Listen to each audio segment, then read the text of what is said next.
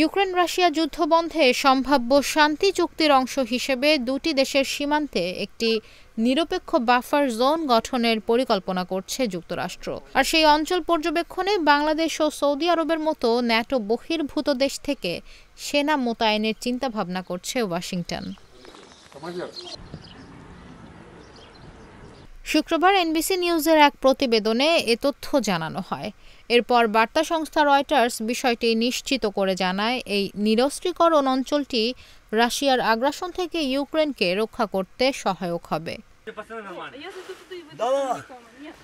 তবে আমেরিকার পক্ষ থেকে সরাসরি কোনো সেনা মোতায়েন করা হবে না, বরং ড্রোন ও স্যাটেলাইটের মাধ্যমে দূর থেকে পর্যবেক্ষণ চালানো হবে বলে জানিয়েছে এনবিসি নিউজ।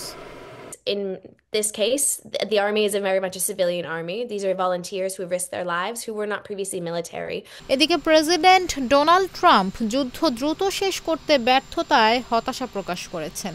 তিনি গত মাসে আলাস্কায় রুশ প্রেসিডেন্ট ভ্লাদিমির পুতিনের সঙ্গে শীর্ষ বৈঠকেও বসেছিলেন, কিন্তু এখনও মস্কোর পক্ষ থেকে যুদ্ধ থামানোর মতো কোনো ইতিবাচক ইঙ্গিত মেলেনি।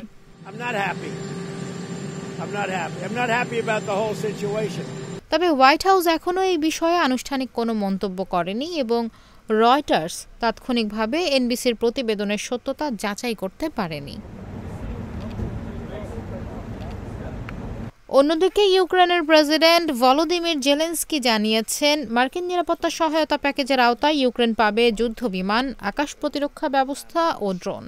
তিনি বলেন, এই চুক্তির মাধ্যমে $90 বিলিয়ন সহায়তা আসবে ইউক্রেনের জন্য।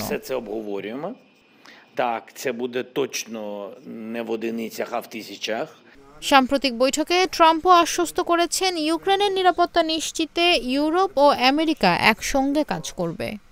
I think progress is being made, very substantial progress in many ways. We had a good meeting, as you know.